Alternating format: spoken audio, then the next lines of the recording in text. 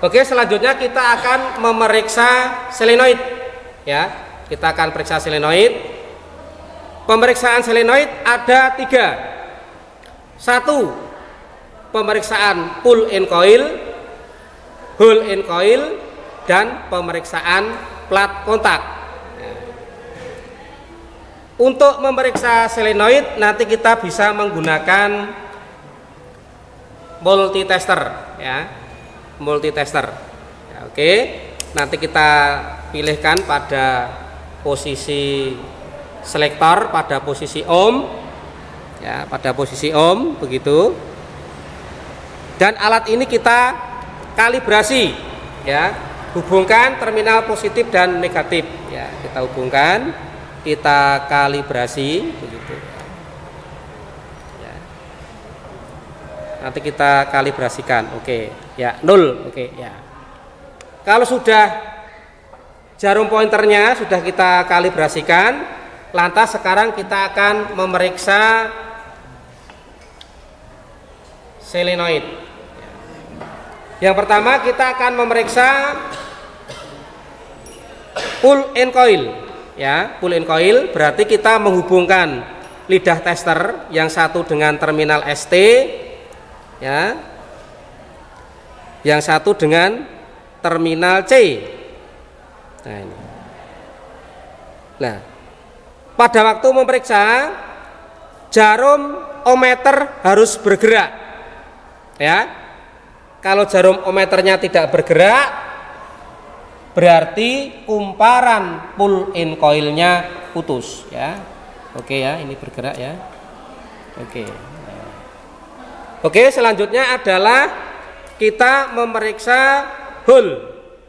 Hole itu berarti satu terminal, satu lidah tester kita dapatkan body, satu dapat ST selenoid. Nah, ini kita dapatkan, oke. Nah, ini. Jarum ohmmeter harus bergerak. Apabila jarum ohmmeter tidak bergerak, maka kumparan pull in coilnya putus. Selanjutnya adalah pemeriksaan plat kontak. Oke, pemeriksaan plat kontak. Kita hubungkan lidah tester dengan terminal B, satunya dengan terminal C. Dan plunyer kita tekan. Kita tekan. Maka jarum pointernya harus bergerak, jarum ohmmeternya harus bergerak. Apabila tidak bergerak berarti plat kontak rusak. Ini adalah cara memeriksa selenoid. Selanjutnya adalah pemeriksaan valve coil. Pemeriksaan valve coil ada 2, yaitu open circuit dan ground test. Nah, ini. Sekarang kita akan melaksanakan pemeriksaan open circuit. Berarti antara pegas dengan pegas itu harus ada hubungan. Nah, ini harus pegas ada hubungan. Ya, ada hubungan. Untuk pegas yang negatif, ya, ini ada hubungan gitu. Yang pegas positif dan pegas negatif tidak ada hubungan. Nah, ini. Ya. Jadi nanti antara pada komponen valve coil itu terdiri dari pegas. Ini adalah pegas positif, brostel positif. Ini adalah brostel negatif. Brostel positif dengan brostel positif harus ada hubungan, ya. Sedang brostel positif dengan negatif tidak ada hubungan. Brostel negatif dengan brostel negatif ada hubungan. Nah, selanjutnya adalah pemeriksaan panjang sikat. Ya.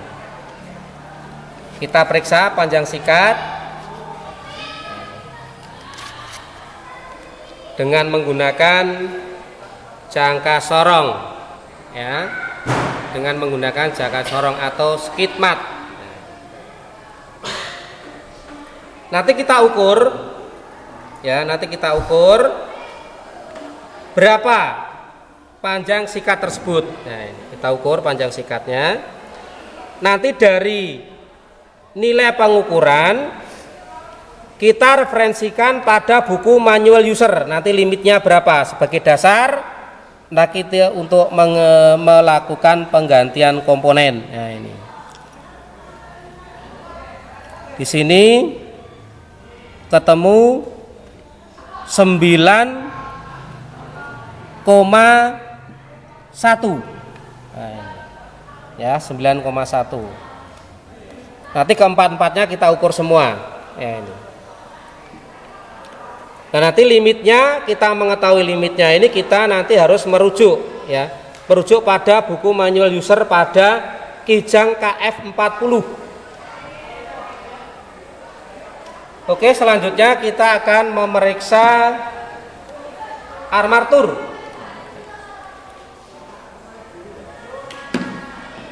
Ini ya, kita akan memeriksa armatur. Yang pertama nanti kita akan memeriksa komutator, ya. Komutator akan kita periksa berapa diameternya. Kita ukur dengan menggunakan skid mat. Kita baca hasil pengukurannya. Nanti kita bandingkan dengan pada buku manual user, ya. Di sini ketemu 28, ya, ketemu 28 mili. Nah, ini. Nanti apabila ukuran 28 itu sudah mendekati limit, maka kita harus mengganti komutator. Nah, di samping diameternya nanti perlu kita periksa keovalan, ya, kita periksa keovalan dengan menggunakan DTI, ya, dengan menggunakan V-block, ya, berarti untuk bergeraknya nanti, ya, nanti kita gunakan DTI. Kita setting dulu peralatan.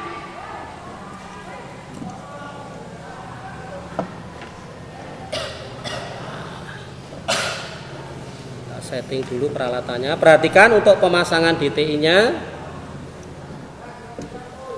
posisi dari jarum DTI itu posisinya harus tegak lurus, ya, ini. Anda perhatikan. Setelah itu kesini, Mas, ya. Kita setting 0 dulu, ya, kita nolkan.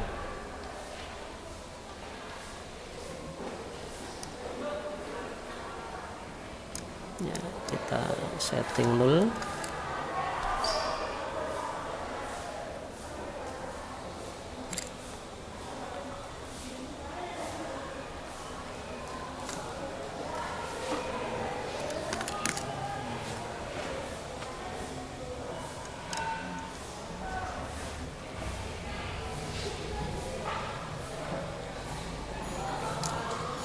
Oke, kita setting 0, ya. Udah, kalau sudah nanti kita gerakkan, ya. Maka keovalannya tidak boleh dari 0,05. Nanti apabila melebihi 0,05, maka kita harus meratakan komutator dengan cara kita bubut, ya, dengan menggunakan mesin bubut. Oke. Untuk komponen lain yang perlu kita periksa itu adalah keausan. Ya, nanti keausan dari busingnya ini harus kita periksa, karena nanti keausan busing pada bantalan depan dan pada bantalan belakang, ya, ini harus kita periksa, ya. Karena keausan yang terjadi akan mengakibatkan motor starter berputar tidak stabil ya, atau dia akan berputar oleng ya. Oke, ini tadi adalah pemeriksaan komponen-komponen motor starter. Cut.